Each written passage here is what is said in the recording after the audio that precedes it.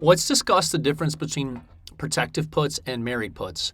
In a nutshell, it's a similar strategy where you're long stock and you buy a put, which is the right to sell, and you use that as a hedge, insurance, protection, whatever you want to call it.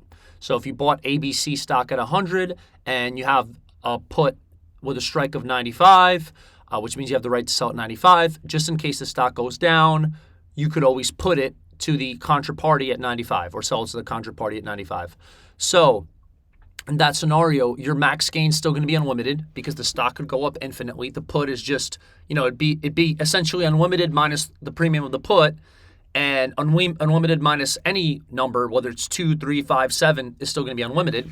The max loss would just be, the price of the put plus the difference in the strikes. The difference in the strike. So in this case, it's going to be 5 because we have the right to sell at 95. We hold the stock at 100 plus the price of the put.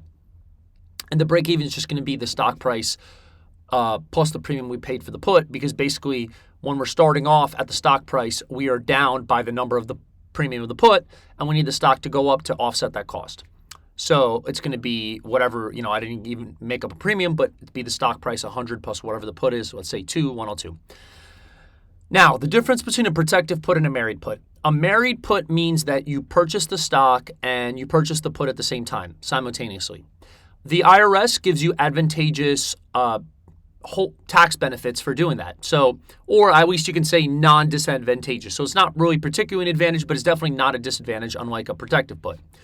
So if it was, let's say you bought ABC shares today, 100 shares of that, plus you at the price of 100, and you also bought a ABC put with a price, with a strike of 95 with a premium of 2. So in that scenario, number one, your cost basis of stock, which is 100, gets adjusted up by the cost of the premium. So now it becomes 102, which is an advantage. You always want to have a higher cost basis because you pay less taxes. So now basically the stock gets married to the put and it becomes a single cost basis together, which is great. Then on top of that, you get to keep your whole holding period. So, your holding period is not affected anyway. So meaning if, you have it together and it's, a year plus a day, you're going to get long-term capital gains. Now, compare that to a protective put. A protective put would be you buy stock and then you buy a put later. So in that case, there's really disadvantageous tax laws on that. So the reason why it's done is the government doesn't want you to be taking a position and you're not taking any risk, and basically what they claim is artificially extending your holding period. So for example, if you were, you held a stock for 11 months and then you buy a put and for like the remaining month and a half, and now you get to have long-term capital gains without essentially taking any risk. They basically got rid of that. It's kind of similar to shorting against the box in a way. Shorting against the box, if you were long stock and then all of a sudden, you're a month away and volatility hits, you short the stock so you have a riskless position. So in this scenario, if you buy a stock and buy a put later, right, not at the same time, in that scenario, you're going to be the put is going to be treated separately, right? It's going to be separated from the stock. There's no adjustment in cost basis.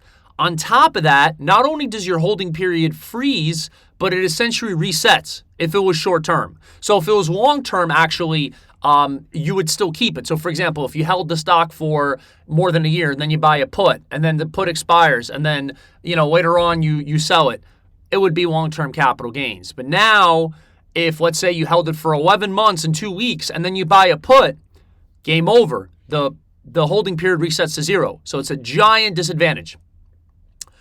So hope that makes sense. Please like and subscribe and listen for more. Thank you very much.